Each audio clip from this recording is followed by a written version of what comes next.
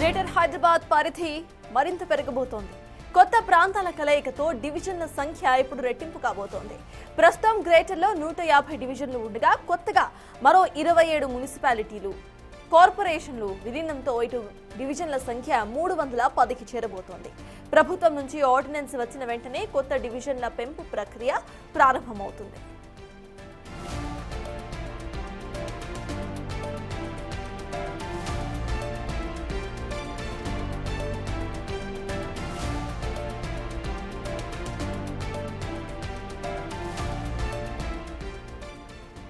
Greater Hyderabad పరిధి మరింత పెరగబోతోంది. కొత్త ప్రాంతాల కలయికతో డివిజన్ల సంఖ్య రెట్టింపు కాబోతున్నాయి.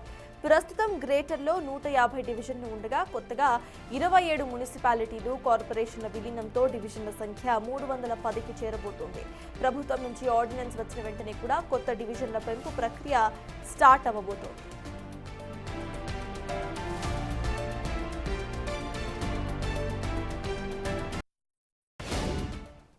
ఇదే అంశంపై పూర్తి డీటెయిల్స్ మా ప్రతినిధి శ్రవణ్ అందిస్తారు. శ్రవణ్, చెప్పండి. గ్రేటర్ హైదరాబాద్ పరిధి పెరగబోతున్నట్టుగా అర్థమవుతుంది. డివిజన్ల సంఖ్య ఇటు 27కు పెరగబోతున్నట్టుగా కూడా తెలుస్తోంది. 27 డివిజన్లు అంటే మున్సిపాలిటీలు, కార్పొరేషన్స్ ఏమేమి ఉండబోతున్నాయి? అప్డేట్స్ ఏంటి శ్రవణ్?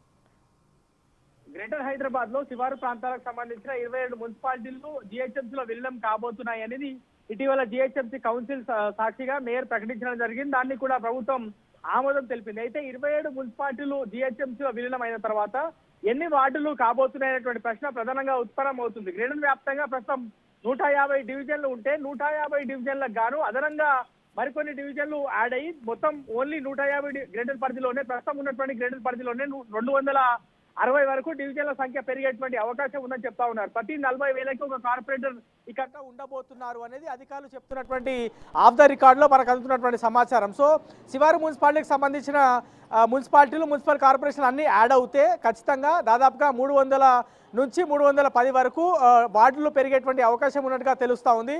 సో దీనిపైన ఇంకా కసరత్తు కొనసాగుతుంది. చివరి దశకి కసరత్తు చేరిందని చెప్పుకోవచ్చు. నార్మల్గా అయితే ఒక కార్పొరేటరు దాదాపుగా 40,000 మందికి ప్రాతినిధ్యం వహించాల్సి ఉంటుంది. సో గ్రేటర్ పరిధిలో కొన్ని డివిజన్లకు 40,000 జనాభా ఉంటా, కొన్ని డివిజన్లో 50,000 జనాభా ఉంది, కొన్ని డివిజన్లో 1,00,000 మంది జనాభా కూడా ఉంది.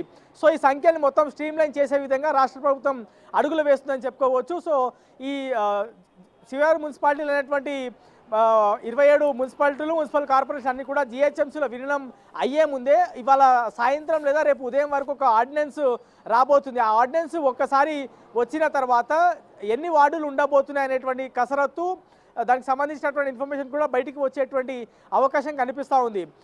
ప్రస్తుతం జిహెచ్ఎంసీ పరిధిలో 150 మంది కార్పొరేటర్లు ఉన్నారు. ఇదే సంఖ్య మొత్తము ఇటు తెల్లాపూర్ నుంచి మొదలుకుంటే ఇటు పెద్దంబర్పేట మున్సిపాలిటీ వరకు, ఇటు జవహర్ నగర్ నుంచి మొదలుకుంటే ఇటు జల్పల్లి, దాంతోపాటు బండ్లగూడ జాగిరికి సంబంధించిన మున్సిపల్ కార్పొరేషన్ వరకు చూసుకుంటే ప్రతి మున్సిపల్ కార్పొరేషన్కి 2 వార్డులు కాబోతున్నాయి అనేది మన దగ్గర ఉన్నటువంటి సమాచారం. దాంతోపాటు గ్రేటర్ పరిధిలో దాదాపుగా 260 వరకు ఈ వార్డులకు సంబంధించిన సంఖ్య పెరిగేటువంటి అవకాశం. సో ఓవరాల్గా మాత్రం దాదాపుగా 300 నుంచి 310 వార్డులు పెరిగేటువంటి అవకాశం ఉంది. సో మొత్తం రెట్టింపు 150 ఉండే ప్రస్తుతం ఉన్నటువంటి దానికి అదనంగా 150 వార్డులు అదనంగా రాబోతున్నాయి. సో వచ్చే ఎన్నికలు మొత్తం కూడా 150 నుంచి 300 వార్డులు పెరిగిన తర్వాతనే 300 నుంచి 350 మధ్యలో ఈ సంఖ్య ఉండేటువంటి అవకాశం ఉన్నట్టు తెలుస్తుంది. మొత్తం 300 మంది కార్పొరేటర్లు రాబోయే ఎన్నికల తర్వాత గ్రేటర్ పరిధిలోనే దాదాపుగా 300లకు పైగా కార్పొరేటర్లు ఉండేటువంటి అవకాశం ఉన్నట్టుగా అయితే సంకేతాలు